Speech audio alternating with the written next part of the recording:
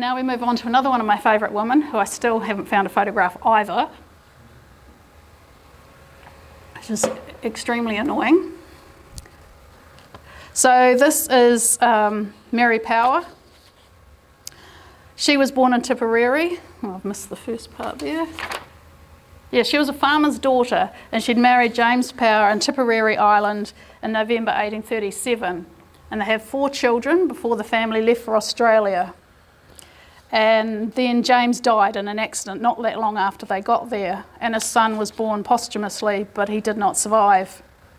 Mary had been left well provided for by her husband, and during the winter of 1853 was wooed by James Morrissey, who declared himself a bachelor.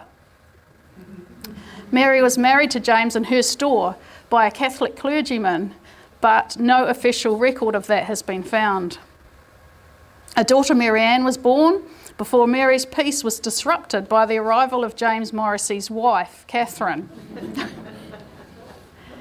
Catherine, Sweeney and James had married in Ireland and had 4 children before James had left to see if he could make his fortune in Australia. And he promised to send money home for his family, but did not. And Catherine was forced into a workhouse where all of the 4 children died.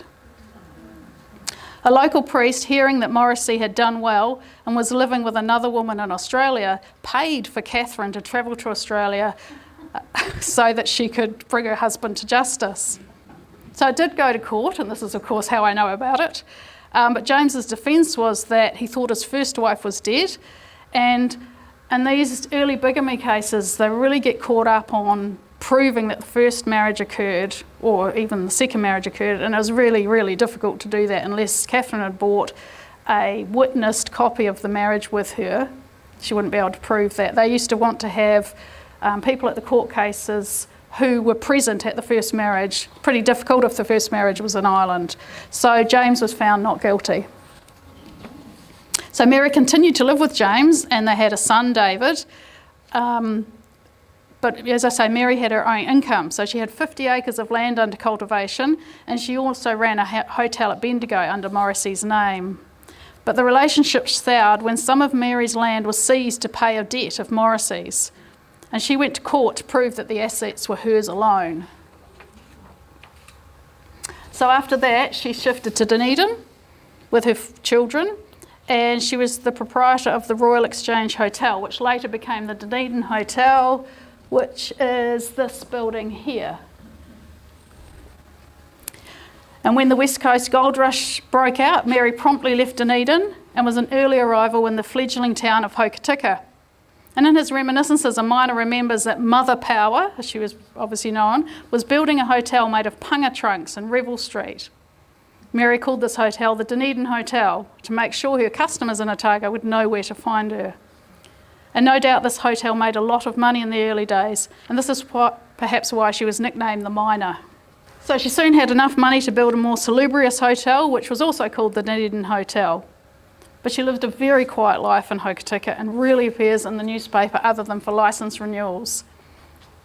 But she was, however, known for her open-handed charity. And by the early 1870s, Hokitika's boom years were well and truly over. And in 1875, Mary sold up and moved to Wellington. And here she ran successively the Star Hotel, the Albert Hotel, and Tattersalls Hotel.